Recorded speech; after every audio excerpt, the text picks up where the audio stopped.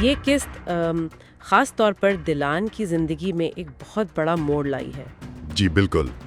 इसकी शनाख्त का जो बहरान है और जो राज हैं वो सब इस किस्त का मरकज़ हैं।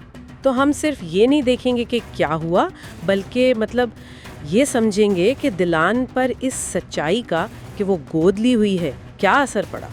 चलें वहीं से शुरू करते हैं जहां दिलान अपनी मुंह बोली माँ हनीफा से सामना करती है।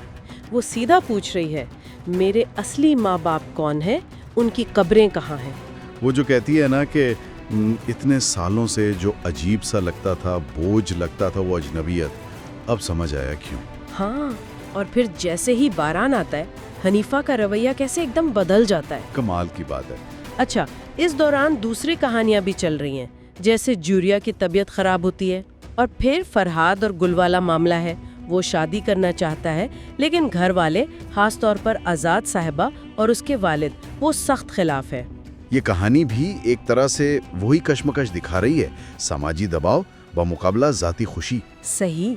तो किस्त 250 दिलान को एक ऐसी जगह ला खड़ा करती है जहां उसका माजी झूठा साबित हो चुका है और सच्चाई अभी तक नामालूम है। उसके इर्द गिर्द लोग या तो राज छुपा रहे हैं या मदद करने की कोशिश कर रहे हैं।